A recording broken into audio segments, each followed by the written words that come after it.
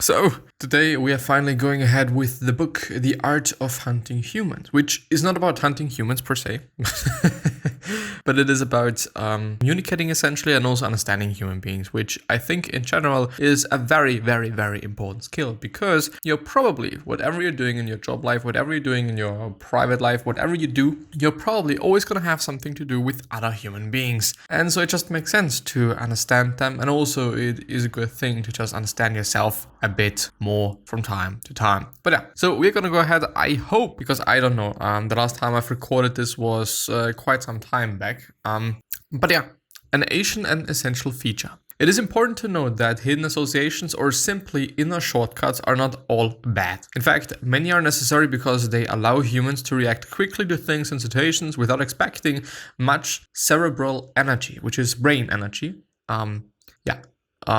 Anyway. Though often necessary, the problem with shortcuts is that humans are addicted to the fast, easy way of seeing the world, and they can't kick the habit.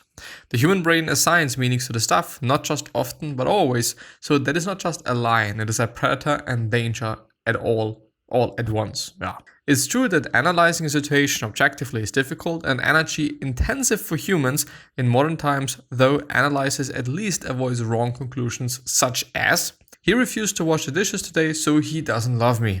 The human is poor, so he's a loser. And he's rich, so he's a winner. He is gay, so he's a freak. Some assumptions are essential for survival. For example, a human sees an angry dog and immediately assumes he should find a place to hide. Or if a human sees another approaching wearing strange clothing and holding an axe, he presumes that this odd character is trouble, so he crosses the street.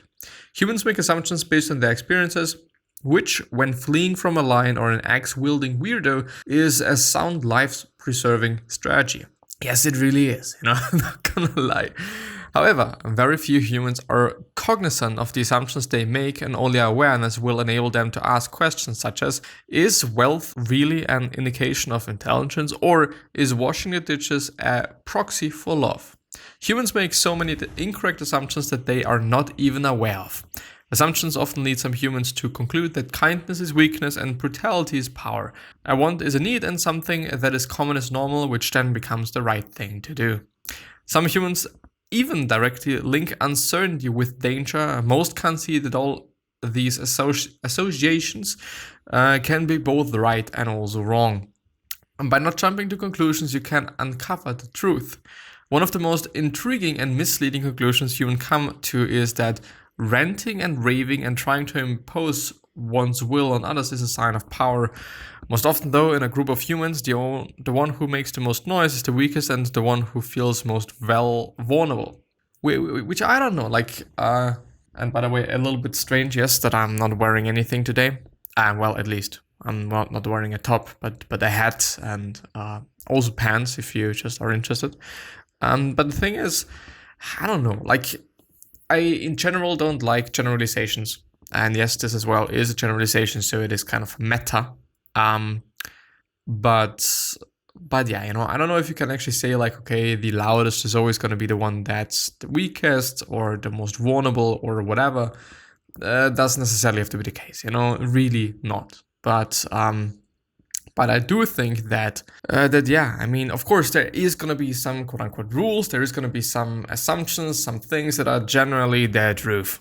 That's just always going to be the case, for some things. But yeah, anyway, just, I don't know. I do always want to point out that being a kind person and nice is always going to be good long term. Of course, in the short term, sometimes it might be a good thing to just be an asshole and give a fuck about things, and maybe also run away from things you should be doing. But in the long term, it is always going to fuck you. I guess, at least. And there's also a bit of hope, to be honest. Anyway, it's true. Humans who feel compelled to demonstrate their power at higher disciples usually doubt whether they have any power at all. As you can see, a small sign can be viewed as related to strength or weakness depending on hidden associations. Humans become masters of deception in order to avoid unpleasant experiences, and they use the technique of denial and blame. They ignore problems and keep busy to avoid thinking about them. it is also important to remember that all human parents were once children, so they also have a legacy of strange associations from their early years influencing them. As a result, throughout human history, there is a chain of events with cause and effect passed from generation to generation, which I do want to say is very, very important to think about. That your parents have also been children, that they have also experienced things, and that they've also seen things which are probably leading to them being this kind of person and this kind of parent they are today. And of course, I mean, some of us are blessed with parents that are fucking amazing, and some of us are definitely not blessed with great parents, but even though they can really do change a lot in you, as well as teachers can, and I think all the other authorities that you're having as a child, it's not like, okay, you know, you've had bad parents and so you're always going to be a bad person, or you're always going to be a loser, or you're always going to be something. No, definitely not. In the end, we're always having faith in our hands, quite. And so I don't know, like also by thinking about that and by realizing that, I think it's a great step, you know, to also make your life a bit better and make things a bit better for yourself, which is amazing. The human brain's associations can have opposite and unexpected meanings. And to complicate matters further, it is possible for your prey to have not just slightly different, but totally opposite meanings related to the same thing. As usual, it all comes down to what something means to each human. For example, feeling pain, which one would naturally expect should be avoided, can lead a human to believe he is winning, and so he can enjoy it. The way a human views pain can considerably change his perception of and interaction with reality. You see, all kinds of links can happen. Suffering can mean something to be avoided, or it can have a good connotation. Humans become immune to reason. Apparently, this is the case. But I don't know if it is the case. The extremes, human drawers. As if the hidden associations aren't crazy enough, here's another reality distorting, yes, it's actually distorting human feature. These creatures organize information within their heads into categories like drawers. One small thing can transform a situation from being perceived as excellent to awful. In this chapter, we use drawers as a metaphor for categories. Doing so will enable us to demonstrate how an even slightly different meaning between humans can lead to massive differences in how each perceives reality. Humans continuously categorize everything they see or pay attention to. You see, labeling things and situations helps them understand quickly what is happening around them, but for hunters, what's most fascinating is that humans usually have too few categories or drawers, as we describe them, and so they must adapt. Yes, for many humans, their brain has minimal drawers, so they label things based on what they have. What other choice is there? As expected, this feature causes extreme behavior because things get stuck in the duality of 0 to 100, or 0 or 100. Good or bad, black or white, there is no middle ground. And it is indeed something that I've been talking about quite often before, related to psychotherapy, related to feeling better, related to quite a lot of things. And one of the things that are definitely going to make you feel bad about whatever is black and white thinking. And I do believe that it is also some kind of a cognitive distortion, or indeed a seen and noticed thing that people that are depressed are having, that they tend to see in black and white. In the end, I do want to say, like, you know, there's a lot of facets, there's a lot of, I either like to prefer to it or refer to it as facets and or shades of gray. You know, there's not black and white, but there's quite a lot of shades of gray. I don't know, is there actually a number? Because you could argue like there's unlimited, but I don't think so. You know, there might be 265-ish or something. Well, I don't know. There's a lot of shades of grays. This is something that I do want to point out. So let's see.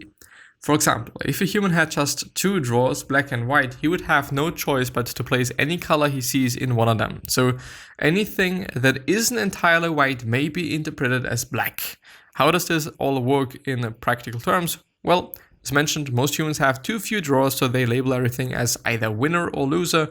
With only two large drawers in their mind, these humans live in perpetual fear of being perceived by themselves or others as a loser, which is not good. And also don't have black and white thinking, which is easily said, but yeah, not easily done. But yeah, just think about it. I do think, and I've also been talking about that before, I do believe that realizing some things and recognizing and noticing things can really change things. Because, I don't know, I do think that it is the first step to doing something about that. Because, of course, if you don't see it and if you don't recognize it and if it is not in your fucking head, then of course there is no way you can do something about it because you're not aware of it. You even don't see it. So it is a fucked up thing. How does labeling happen? Labeling happens before humans receive information, so the message is compromised by the time it reaches the captain. All decisions for which drawer to place information into, how to label and store it in a human's memory are made before the captain receives it. The message is biased, tainted. Before a human truly understands the situation, his heart pounds or he becomes angry, and all these reactions are mostly beyond his control at the time. Should the human have developed more drawers, he would have better control. People can present very different behaviors based on their interpretation of the occasion. You see, to a human with just 2 drawers, success means he is a winner and a small flaw makes him a loser, afraid, unlovable, and a social pariah. Or pariah, I don't know.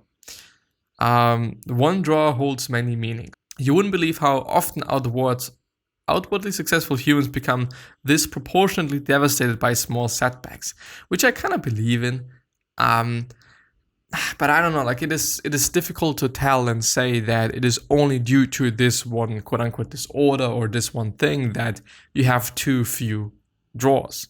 I don't know, like, well, in the end, it can be boiled down to that. I think it can be, but there's also perspective and seeing things. But then, of course, if you see things in different lights, then you have more drawers. So in the end, I think it is a good thing. I think it is a good thing in terms of a good explanation for why we do things, I guess. Understand this. An overreaction usually indicates a small number of drawers. You see, exaggerated emotions are often caused by extra meanings that develop because of the winner-loser way of analyzing things. A small mistake meaning to a human that he is a loser. So whenever a human overreacts to a situation, it usually indicates that he has a poor grasp of reality and probably constantly fears becoming a loser. Labeling and categorizing affects humans all the time. Yes, it really does.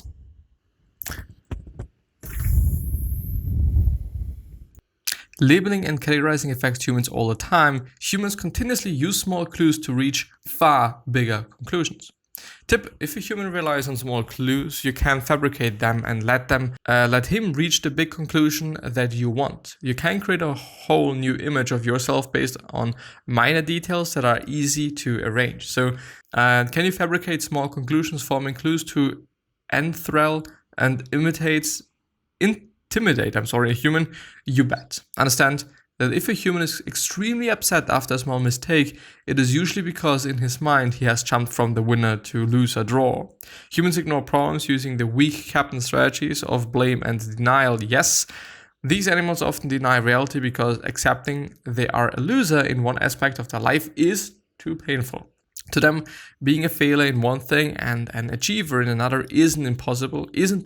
Blame and denial never fix the problems humans face, so they experience them over and over.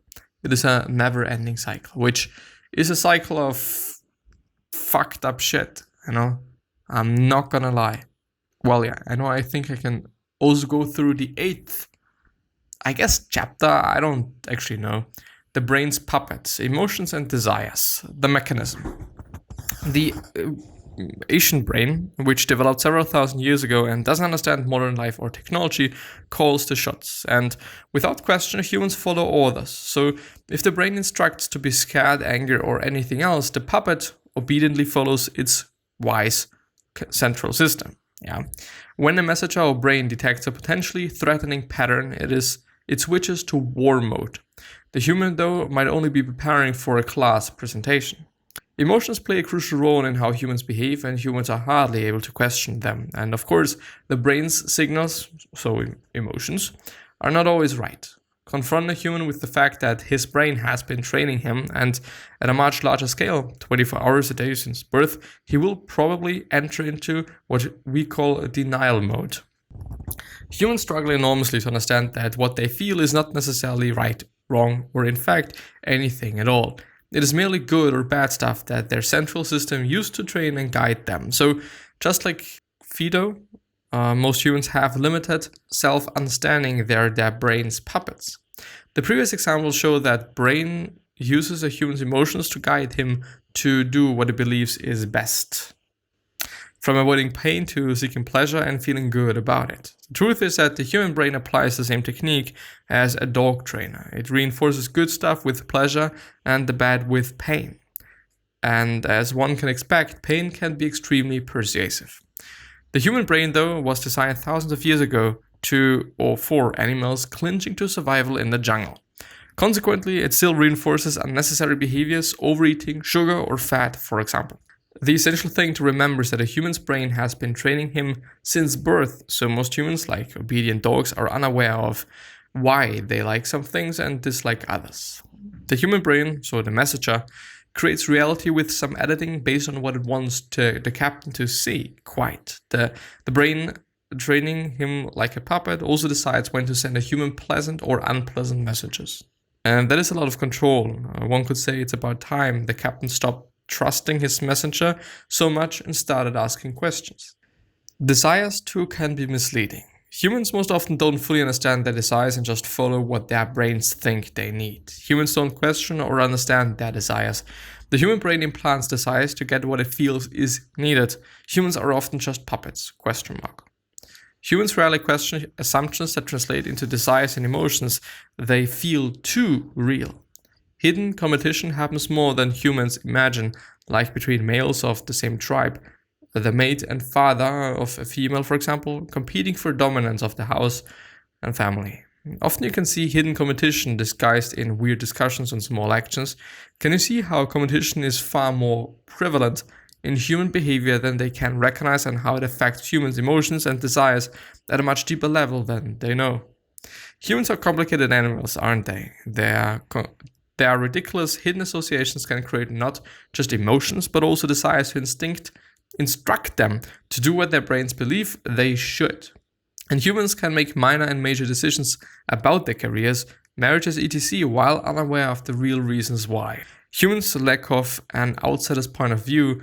Humans struggle to observe themselves from the skeptical perspective of an outsider. Humans can only question their instincts, beliefs, emotions, hidden associations if they study themselves from the skeptical perspective of an outsider, like a creature from another planet, but they hardly ever do.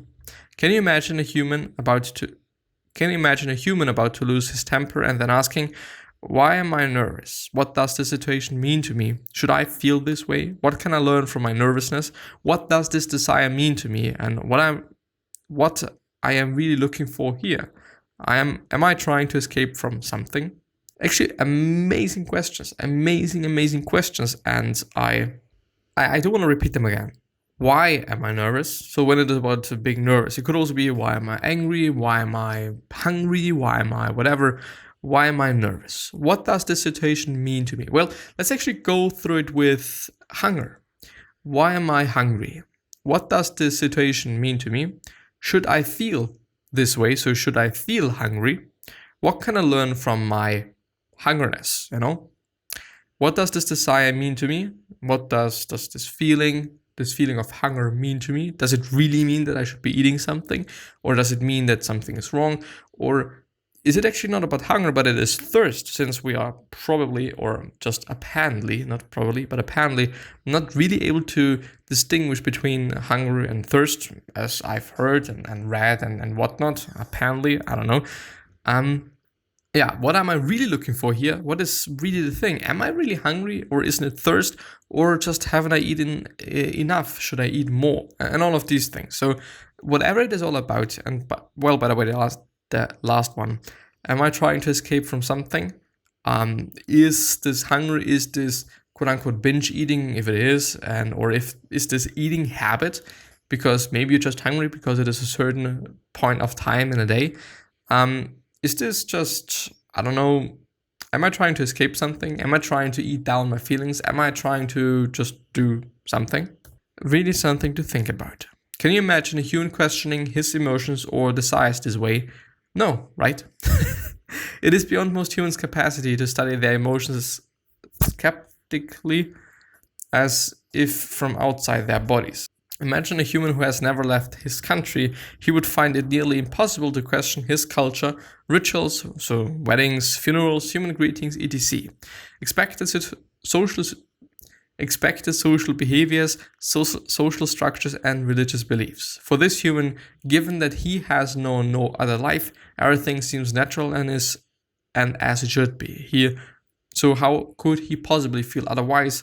Meanwhile, a foreigner would have a very different perspective and be able to evaluate these things from an outside perspective, which I do think is also a great explanation for quite understanding, I guess, those indigenous people or tribes a bit more, because they have only seen this, they have only experienced this, so yeah, it is just the normal thing for them, and they have not seen anything else. So there is there's nothing to compare it with. And I do believe that in this sense, comparing yourself and comparing whatever you do to other things, so it doesn't, or it shouldn't be one person, it should be, I think, multiple people, is, I think, a good idea, to just evaluate, like, does this behavior make sense? Have other people done it in the same way? Are they doing it in a different way? Does it work better for them? So should I try it out and see if it is working better for me as well? And so on, and so on, and so on, and so on. But yeah, anyway, I am going to end the episode there. And yeah, I don't know what the next episode is going to be all about.